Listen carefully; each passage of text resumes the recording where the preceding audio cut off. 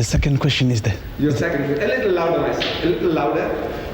The second question is that why we hear that, and the Bible tells us that God created a man, and so we have a different nation here, population here. So now, why did God allow blacks to be suffer? Now I will explain that. You see, the creation is a creation of God. But mankind, he creates his own standards of judging. Like, for example, we are told by certain groups of churches that the black people of the earth are the children of Ham. You see, Noah, you heard the name Noah, after the flood. In the Genesis chapter 9 you read, Noah, after the flood, him and his 3 sons, Sam, Ham and Japheth, they started growing grapes. And from the fruit of the vine, they fermented the wine. And Noah drank too much. And he was lying naked.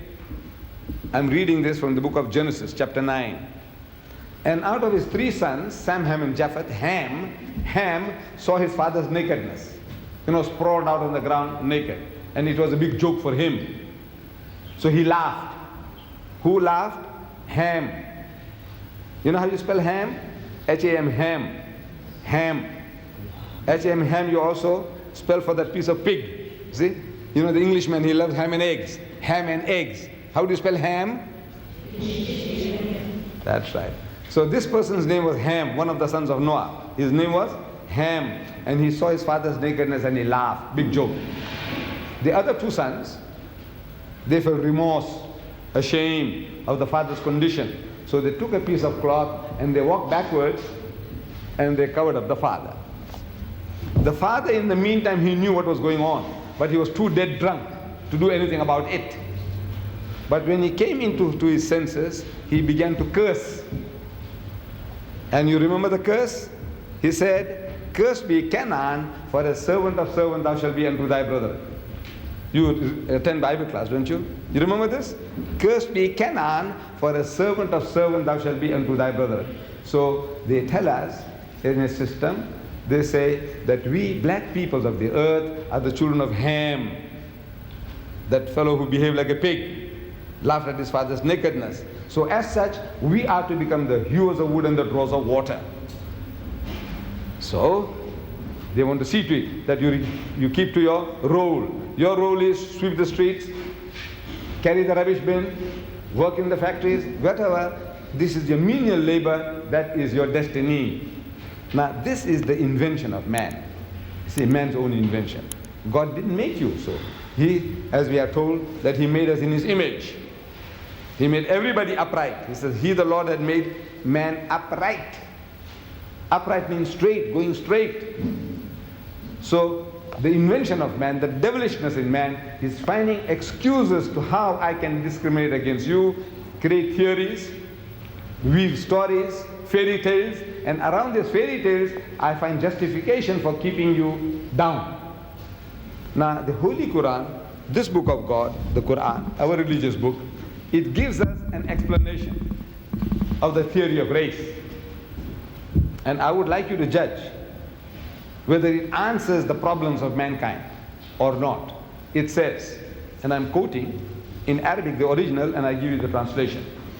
It says, "Ya ayyuhan nas," say, "O mankind," the whole of mankind, whether Africans, Indian, Chinese, Eskimo, everybody.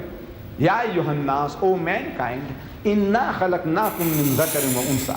It is we, God Almighty says, we who have created the male and the female. We have created you all of a single pair, a male and a female.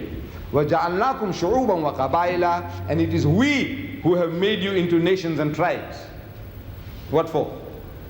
To discriminate against one another? No. It's لِتَعَارَفُوا, that you may recognize one another. This Mr. John is a Zulu, that Mr. John is a Xhosa, that Mr. John is a Swazi, that Mr. John is an Englishman, that Mr. John is a Frenchman, that Mr. John is a German.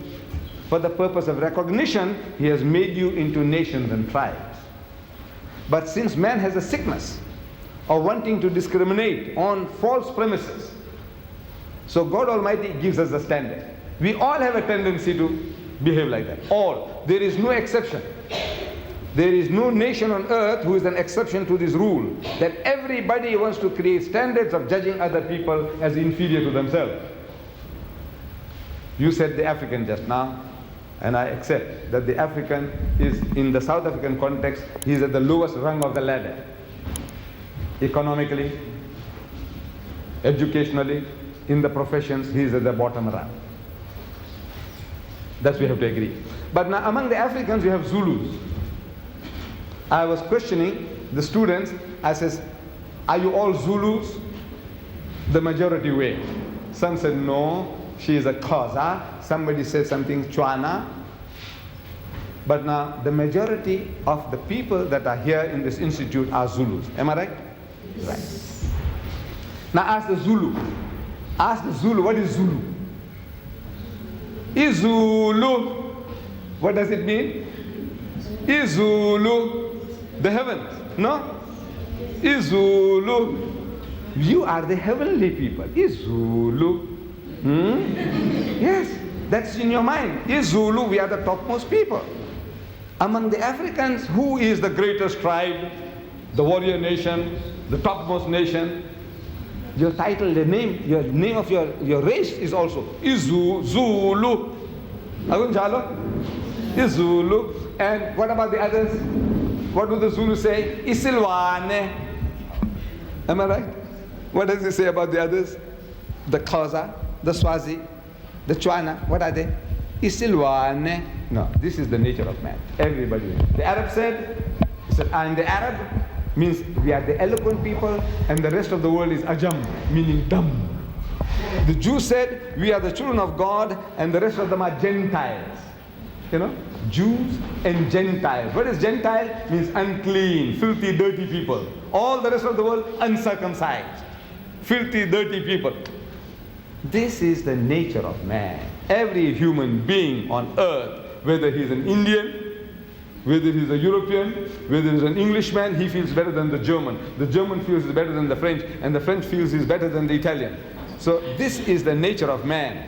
So God Almighty, He gives us a standard. See, since man has the sickness of creating false standards for himself, this Creator, God Himself, He gives us a standard of judging between people. And the judgment is, it says, Inna akramakum indallahi atqakum. So most certainly, the noblest in the sight of God is he who is the best in conduct. Not good or bad, not rich or poor, not black or white, but the best in conduct. If your behavior is better for mankind than mine, you are a better person. If my behavior is better than yours for mankind, then I'm a better person. It has got nothing to do with your race, your language, your color, or your riches. This is the standard as given by God Almighty in the Holy Qur'an, standard of judging between one and another. Your behavior, your conduct, your good behavior. Any other question? In a world still struggling with racism and division, Islam stands as a beacon of unity. Islam doesn't just preach equality, it actually puts it into practice, uniting people of all race under one creator, one ummah, one humanity. Is it in Salah, in Hajj?